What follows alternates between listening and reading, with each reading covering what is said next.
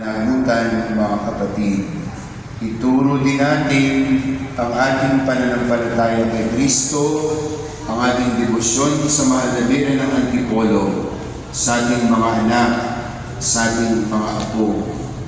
Ipamana natin sa kanila ang ating pananampalataya at debosyon sa mahal na Birhen, kung papaano natin itong inana at ipinamana sa atin ng ating mga magulang. Dahil ba kasi sa ngayon, akala nila ang pinamamana lang sa mga anak ay pera, kayamanan. Mga kapatid, ang una po natin dapat ipinamamana, itinuturo, isinasalin sa ating mga anak at mga apo ay ang ating pananampalataya sa Diyos at ang ating debosyon sa mahal na Birhen, upang masiguro natin na ang ating mga anak, katulad natin ngayon, ay mabuhay ng may pananampalataya, mabuhay sa katotohanan, mabuhay kay Kristo, ang Diyos na muling nabuhay. Pagdasal po natin ang bawat isa.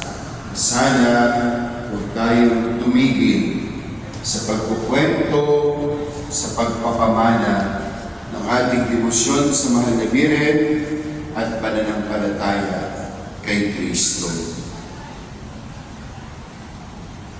Mga kapatid, manalangin tayo sa makapangyarihan at mapagmahal na Ama na pumili kay Maria, ang mahal na ina ng kapayapaan at mabuting paglalakbay, upang maging uwanan natin sa pagsunod sa kanyang kalooban at nakiisa sa misyon ng pagpapalaganap ng mabuting balita na sanghawan sa ating lahat. Ang ating buong tutugon, Diyos ng kapayapaan at pag-ibig, dinggin mo kami. Diyos ng kapayapaan at pag-ibig, dinggin mo kami.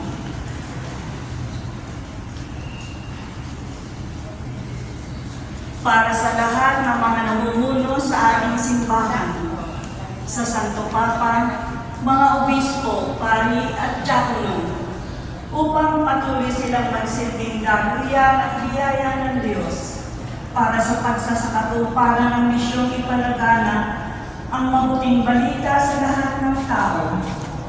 Manalangin tayo sa Panginoon. Diyos ng kapayapaan at pag-ibig, dinggin mo kami.